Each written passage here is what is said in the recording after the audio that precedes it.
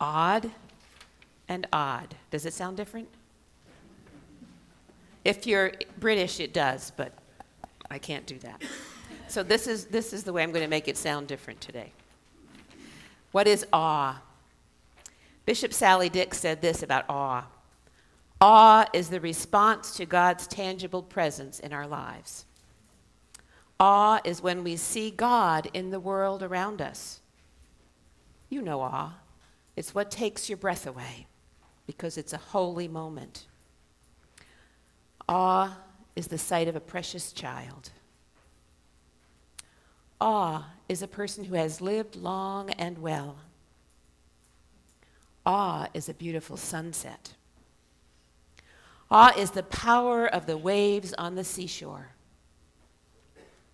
Awe is the joy of new life each year. Awe is a love that lasts a lifetime. Awe is hope in the midst of disaster. We experience awe when we are momentarily transported out of our own personal concerns, transported beyond ourselves. Our culture tends to strip the awe and wonder out of our lives.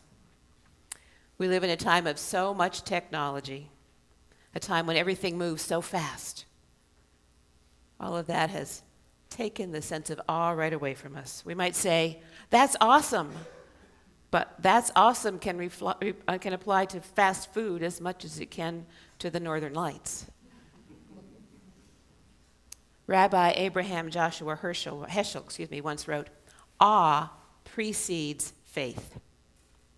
In other words, he said, we won't be a people of faith cultivating spiritual vitality or reaching new people with our faith unless we have a renewed sense of awe in who God is and in all that God has done and is doing for us. We need to get awed so that we can become odd. To be odd in the way that Eugene Peterson puts it in his translation of Romans 12:3, he writes, don't become so well adjusted to your culture that you fit in without even thinking about it. Bishop Dick continued, for some reason as Christians in our American culture, we have lost that sense of being odd, of being salt and light and yeast in the world. That sense of being proud in the right way, of being different, of being countercultural, of being odd. That's what Jesus called us, to be odd as Christians. The early church was both odd and odd. They were awed by the power and presence of God through the risen Christ. They were odd as they lived it out and shared it with others, bringing together people like Jews and Gentiles, slaves and free, male and female, into one community. Now that was odd. By being odd, they cultivated a spiritual vitality. They reached new people. And we can do that today. When we behave in ways that are odd, that's when we begin to have that kind of spiritual vitality that others want in their lives. That's when we can reach new people. Christians, we are odd. We can discuss and disagree with each other and still love one another. That's odd.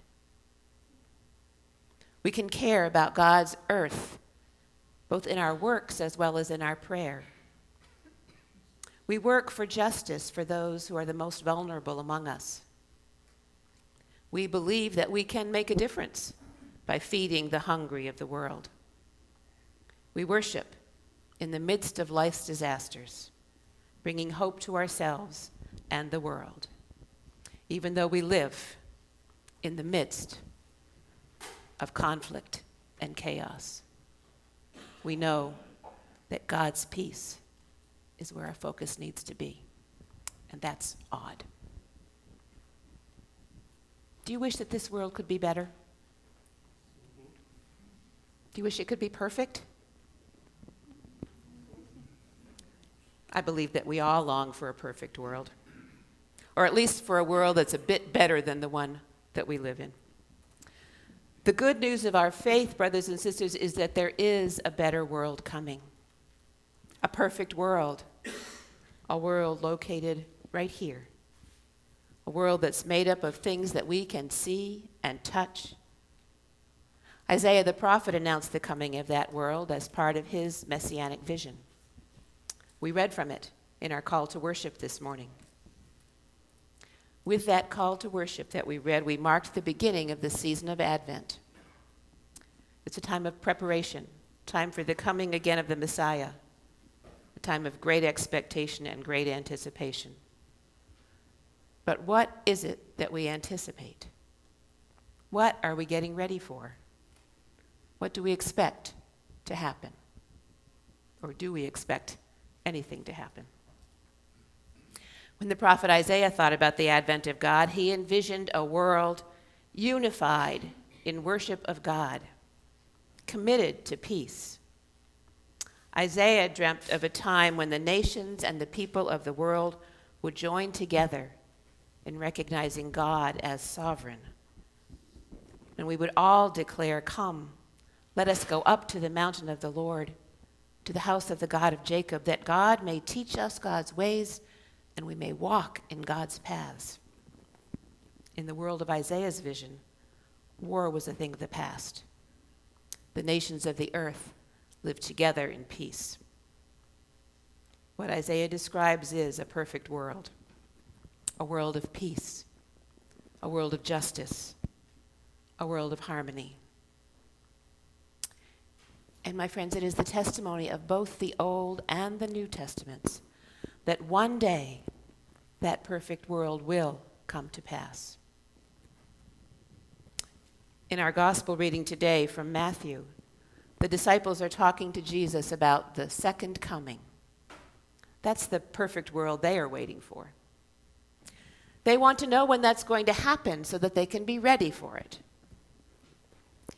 Jesus recalls the story of Noah, and he reminds the disciples that in the days of Noah, people were living their lives with very little concern for God.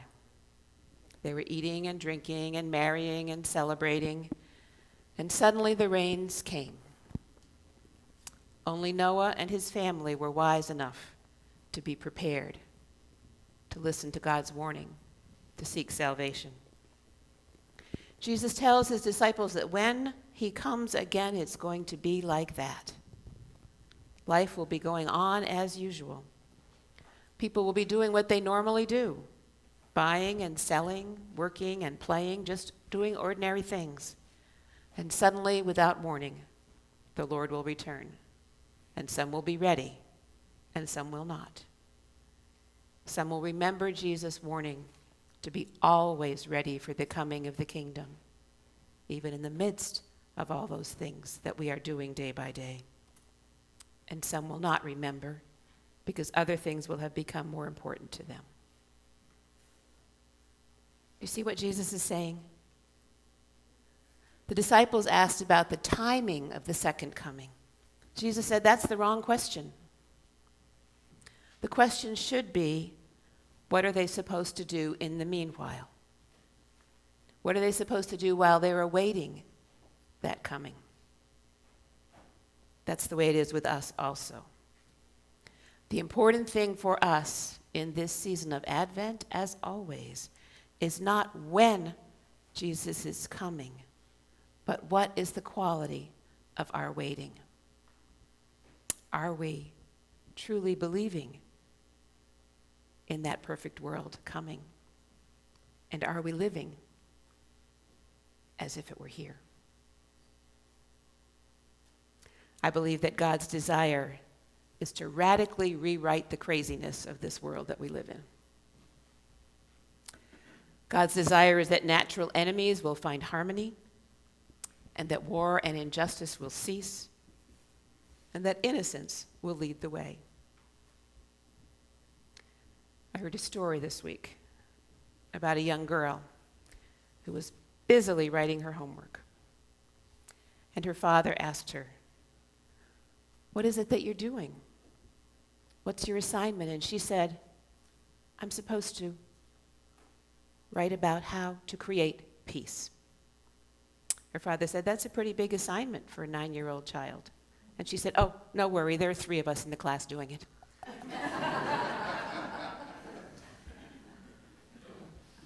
What is the quality of our waiting? It is believing that it will come. Someday the wolf will lie down with the lamb, and everything that seems wrong with creation will indeed be fashioned anew in the image of God. And because as people of God we believe this, we are to choose to live as if it were already here.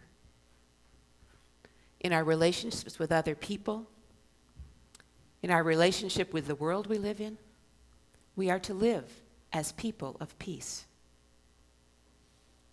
Although we see the pain around us, we are to live out of the vision of peace that's given to us in the Scripture.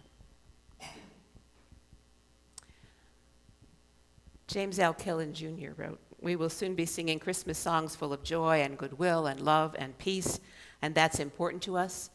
That's the way that we want life to be, but that's not always the way that it is. There are estrangement and angst and hostility in our world, and that is especially painful to us at Christmas time. Maybe for you there is some tension between people that you love. Maybe you have some friends getting a divorce. Maybe there are some members of your family who are in conflict with one another. Maybe someone has separated from the family for one reason or another. That is always painful, but it's especially painful at Christmas time, when we want everyone we know to be part of one happy circle of love. It's really painful when you are one of those who are in conflict with someone who is important to you. Are there people or groups in your circle who are set against each other, whether it's at your office or at a club that you're a part of, or even in your church? Don't you wish that everybody could just get along? What about your community? Are there tensions between people in your community? We see news of tensions between racial groups and economic groups all the time. We saw a little about that this morning and a response that a church did for that. Some conflicts can be dangerous as well as painful. Somewhere in the world, there's always a war going on. The whole world is grieving because war is raging in the part of the world that we know as the Holy Land. Not long ago, the Church of the Nativity, the place where tradition tells us that Jesus was born, was occupied by one group of combatants and besieged by another group. Do things like that break your heart like they do mine? Especially at Christmas time, we wish that everyone could learn to get along and live in peace with one another. We wish there really could be peace on earth and goodwill among all people. But that's more than just a Christmas wish, my friends. It's part of the Christmas promise. It's a part of what we are invited to actually hope for, especially in this season of expectancy. Believe the promise and claim the hope. There can be peace. When we talk about the conflict in the Holy Land, we often hear people say, those people have been fighting over there for thousands of years, and they always will. We cannot let ourselves give up to that. Peace is still a possibility, even for that part of the world. You may have heard that the Bible says there will be wars and rumors of wars. Don't give up to that, because if we look at it in Matthew 13, verse 7, we'll find that Jesus did not say that wars are part of the plan of God, but rather that when we hear about war, that does not mean that the world is coming to an end. God is at work in the world to bring peace. That peace can happen in this world. Believe in it. Believe that it can happen in your community and in your family and in your church and in your life too. Because if we don't believe in it, it can't be. It is part of the promise of God. Part of being odd, ODD, as the church, is to believe, as the Apostle Paul did, that in the church all kinds of people can be reconciled to one another and can live together in mutual love.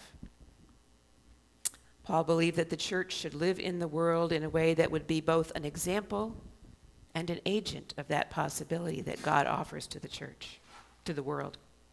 There'll be problems, but they can be worked out. There'll be differences, but there's room for difference. When different people live together in love, the differences become sources of enrichment and creativity. One of the songs chosen this morning, help us accept each other in spite of our differences. Harmony is important and is worth working for because the church is called to live as a sign of that hope and a sign of that peace. It's important for each one of us to take seriously that possibility of reconciliation and love in our personal lives. We start with being reconciled to God. The problem behind many of our conflicts is that there is something in ourselves that is incomplete. Some bitterness, anxiety, or lack of self-esteem that we carry around that makes us defensive. As we move closer into trusting relationship with a living God, we find that God will heal that hurt, will take away our bitterness, and replace our anxiety with trust. A healthy self-love will tell us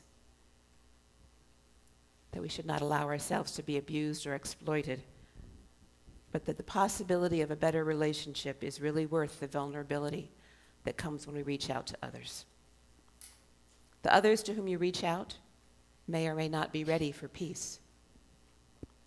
But Paul said, if it's possible, so far it depends on you, live peaceably with all.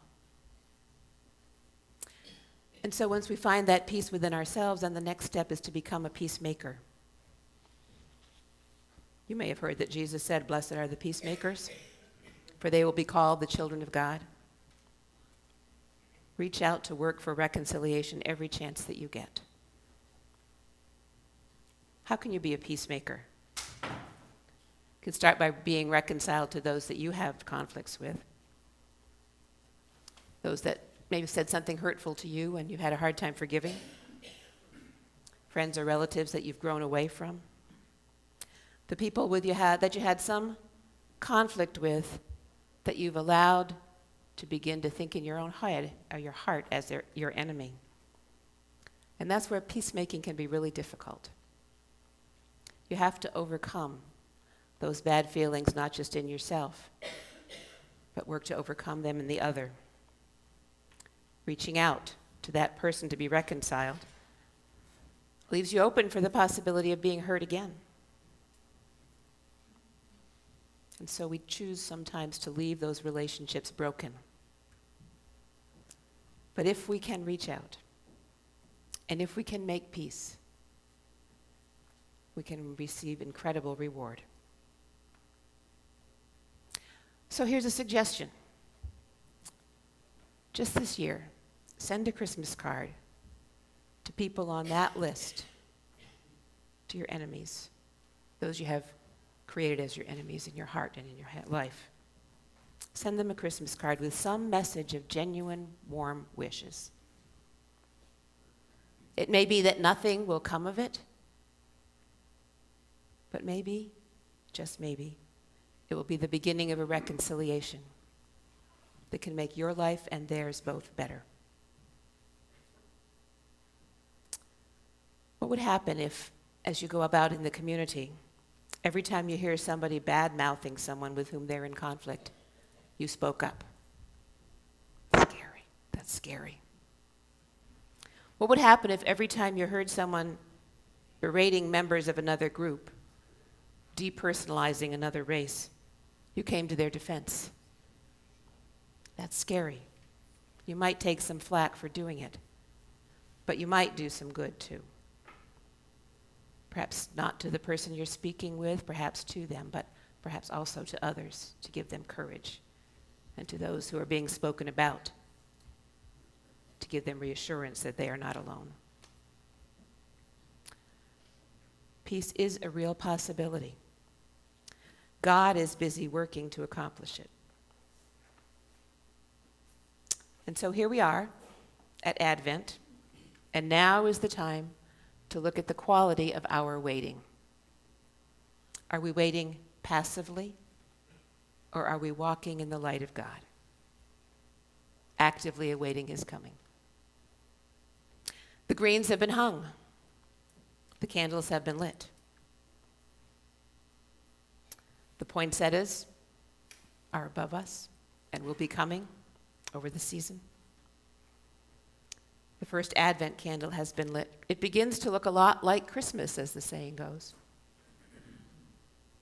But we aren't quite ready for Christmas yet. This is only the first Sunday of our expectant and preparation. And with each candle that we light, the shadow recedes a little bit. The promise comes a little closer. With each candle that we light, we are proclaiming that the light shines out of the darkness, and the darkness cannot overcome it. The promise is that where there is darkness, where there is dread in our lives, where there is darkness and dread in the world around us, God is present to help. Thanks be to God.